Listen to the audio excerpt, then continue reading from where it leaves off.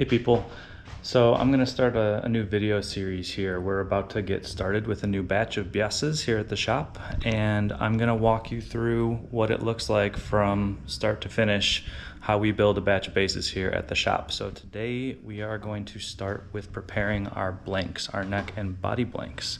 Let's get started. So everyone's neck dimensions are going to be a bit different, but we'll start with some chunks of wood about yay big, and what we're going to do is we are going to rip these into strips and then glue them up into two-piece neck blanks. As you can see, these are rifts-on pieces, so the grain is kind of running in this direction. We're going to cut these into strips and we're going to flip the pieces 90 degrees to try and get them a little bit more quarter sawn. So we're going to start by putting an edge on one side with our joiner, and that'll give us a nice straight edge then to run along the fence of our bandsaw as we rip these into strips. As always, use some eye and ear protection.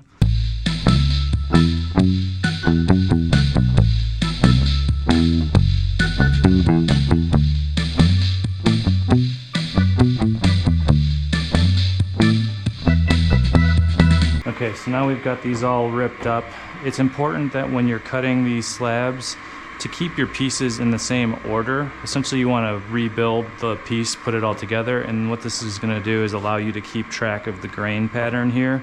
You don't want them sort of all mixed up and randomized. And what we're going to do now is we're going to look at this grain and we're going to choose and kind of figure out which pieces are going to go together. So I'm going to start at the end here. This is a pretty obvious one. You can see the grain is running almost horizontal here. And so this is perfect. What we can do is take these two pieces and just flip them 90 degrees. And now we've got rifts on, and they're a nice mirror image of each other. And we're gonna run this back over the joiner and get these nice and flat. But we don't want the convex side because that's really hard to run accurately over a joiner. We're gonna look for the concave side and we're gonna put those two together. So we want the gap in the middle. And then what we're gonna do is we're just gonna mark. We're going to put one slash across, and that denotes that this is one neck blank. Now, something like this, where all the grain is kind of running in a similar direction, let's take these two end pieces, for example.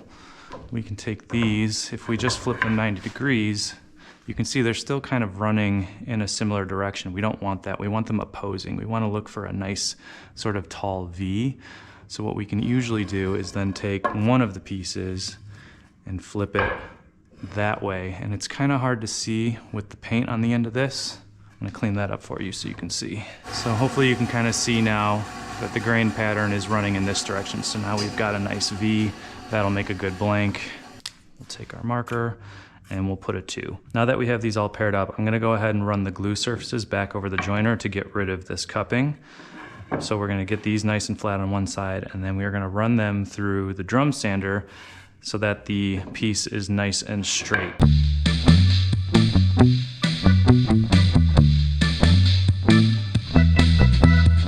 At this point in the process, it's always a good idea to go check on Benny to see what he's up to.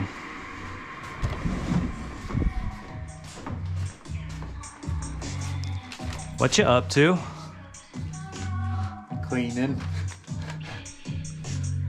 Good, good, good. No banana break today? Not till 11. He's fasting. All right, so hopefully you can see here, these surfaces are much less gappy now. Not a lot of light coming through there. So now we're gonna flip these glue side down and run the tops over the drum sander to get these surfaces nice and parallel with the glue surfaces. Now you might get excited during this part of the process and want to rush through this a little bit, and it is exciting. We're going to be turning these sticks of wood into something that makes wonderful music. But it's important to take your time and be discerning. Take your time getting the surfaces prepped properly, but also be discerning when you're choosing your wood. Look at this, for example. This piece has all sorts of crazy grain going. It's all curvy and wonky. There's a couple little pits and knots in there. We don't want this for a neck. This is going to create instability. This is going to cause us problems further down the line.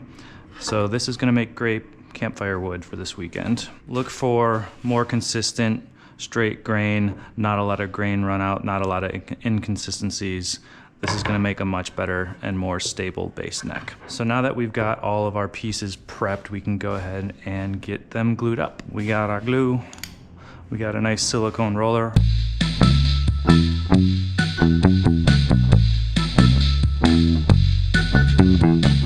Hey Rita, where's the glob of glue?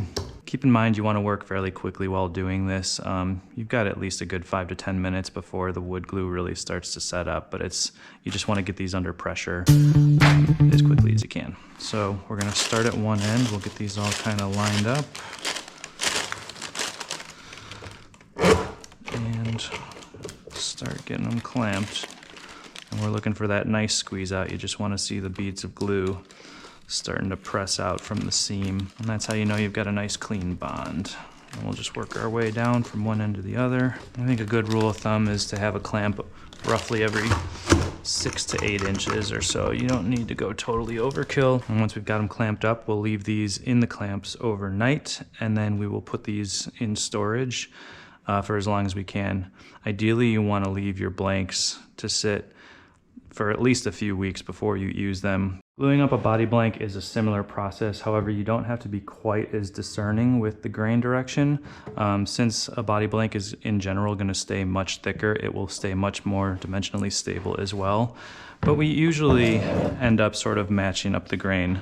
It usually works out that way where you still get that kind of nice V. However, sometimes you want to pay attention to more what the surface looks like. For example, we've got some different kind of grain direction here, so we might not want our blank like this. It looks a little less consistent, but we've got these nice straight grain lines running here. So if we make that our glue seam, it's just a much better looking blank. All we need to do with these is run the glue surfaces over the joiner, roll them with glue, and then set them in these pipe clamps. I find that 3 pipe clamps is enough. You can put clamps on the ends here if you want to keep your blanks even. However, ours are oversized by quite a bit, so we have plenty of surface to plane off before we use these. And these will also go sit on the shelves for a couple of months before they get used. So that's pretty much it. We've got our neck and body blanks glued up. I will see you next time for step number 2. Thanks.